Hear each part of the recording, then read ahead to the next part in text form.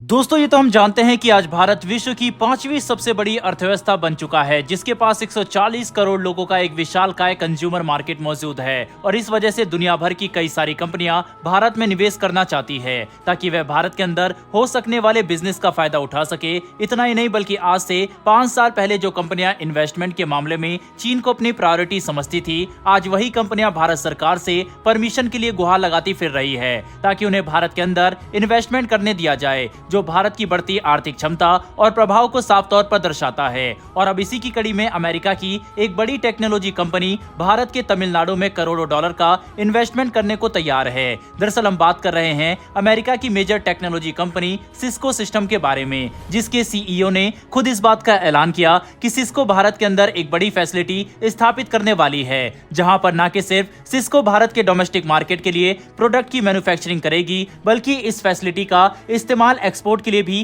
किया जाने वाला है, जो भारत के अंदर बिजनेस और इन्वेस्टमेंट को बढ़ावा देने वाला एक काफी पॉजिटिव कदम है। रेफरेंस के लिए आप अपनी स्क्रीन पर द हिंदू के आर्टिकल का स्क्रीनशॉट भी देख सकते हैं। दरअसल सिस्को सिस्टम आज दुनिया में टेक्नोलॉजी की कुछ सबसे बड़ी कंपनियों में से एक है, जिसके द्वारा बनाए जाने वाले नेटवर्किंग और सॉफ्टवेयर प्रोडक्ट दुनिया भर में इस्तेमाल किए जाते हैं। आज के समय में इस कंपनी के पास 80,000 से ज्यादा एम्प्लॉय मौजूद है, जो दुनिया भर के कई अलग अलग देशों से काम करते हैं। जबकि भारत के अंदर सिस्को की फैसिलिटी कम से कम 1200 लोगों को नौकरी देने वाली है, जिससे देश के अंदर रोजगार और आर्थिक स्थिति दोनों में बढ़ोतरी देखने को मिल सकती है। वहीं पर अपने इस इन्वेस्टमेंट के बारे में आगे बात करते हुए सिस्को के सीईओ ने खुद इस बात का जिक्र किया है कि वे सिर्फ भारत में खुलने वाली इस नई फैसिलिटी से अगले कुछ सालों में $1 बिलियन का रेवेन्यू जनरेट करना चाहते हैं, जिसमें भारत के डोमेस्टिक मार्केट में किया गया बिजनेस और एक्सपोर्ट दोनों शामिल होंगे। साथ ही भारत के अंदर ईज ऑफ डूइंग बिजनेस लगातार तेजी से बढ़ रहा है, क्योंकि हम नई टेक्नोलॉजी को आम जनता तक पहुंचाने के मामले में सबसे ज्यादा तेजी से काम कर रहे हैं। हम देख सकते हैं कि कैसे भारत के अंदर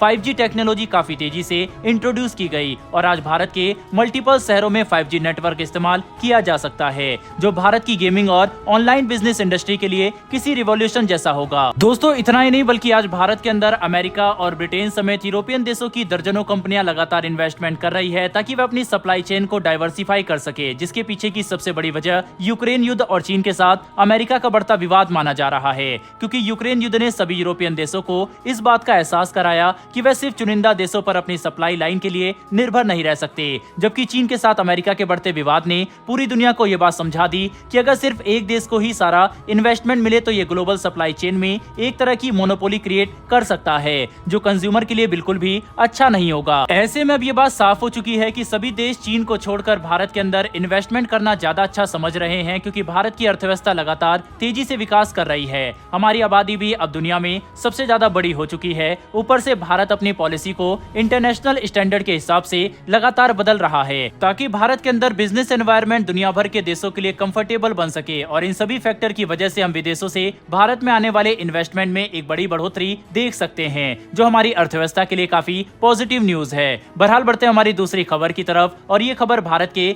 कस्टम की तरफ से निकलकर सामने आ रही है, जिसके तहत कस्टम अधिकारी को मिली जानकारी पर कार्रवाई करते हुए भारतीय कस्टम ने लगभग 800 कंटेनर जब्त किए हैं, जिसके अंदर भारी मात्रा में लोहे और कबाड़ यानी स्क्रैप मेटल रखा था। सबसे बड़ी बात तो यह है कि भारत को शुरुआती दौर में शक हुआ कि ये कंटेनर यूएई की तरफ से भारत भेजे गए, लेकिन जब हमने यूएई से कंफर्मेशन की तब पता चला कि दरअसल यूएई ने तो स्क्रैप मेटल की सप्लाई करना काफी समय पहले ही बंद कर दिया था। तो फिर आखिर ये कंटेनर भारत पहुंचे कैसे? वहीं पर इन कंटेनरों की संख्या इतनी बड़ी है कि इन्हें नजरअंदाज भी नहीं किया जा सकता, जिस वजह से अब भारत हरकत में आ चुका है ताकि हम ये पता लगा सके कि आखिर ये 800 कंटेनर भारत के अंदर किस देश की तरफ से भेजे गए और इन्हें क्यों चुपचाप भारत की सीमा में सप्लाई किया जा रहा था। हालांकि भारत के कस्टम ने इन कंटेनरों को सही समय पर पकड़कर काफी अच्छी कार्रवाई की, लेकिन हमें और भी ज्यादा सतर्क रहना पड़ेगा, क्योंकि भारत दो ऐसे दुश्मनों से घिरा हुआ है जो हमें नुकसान पहुंचाने के लिए किसी भी हद तक जा सकते हैं। खास करके मौजूदा समय में पाकिस्तान के अंदर चल रहे हालात इस बात की चिंता बढ़ा देते हैं कि दुनिया का ध्यान भटकाने के लिए पाकिस्तान भारत के खिलाफ कोई बड़ी साजिश करे, इसीलिए हमें ज्यादा सतर्क रहना चाहिए। बहरहाल दोस्तों इस वीडियो में इतना ही। अगर आपको ये इन्फॉर्मेशन और वीडियो पसंद आई हो तो मेरी छोटी सी रिक्वेस्ट है कि चैनल को सब्सक्राइब करके बेल नोटिफिकेशन जरूर दबा लें, जिससे हमारी ऐसी वीडियो आप तक सबसे पहले पहुंच सके।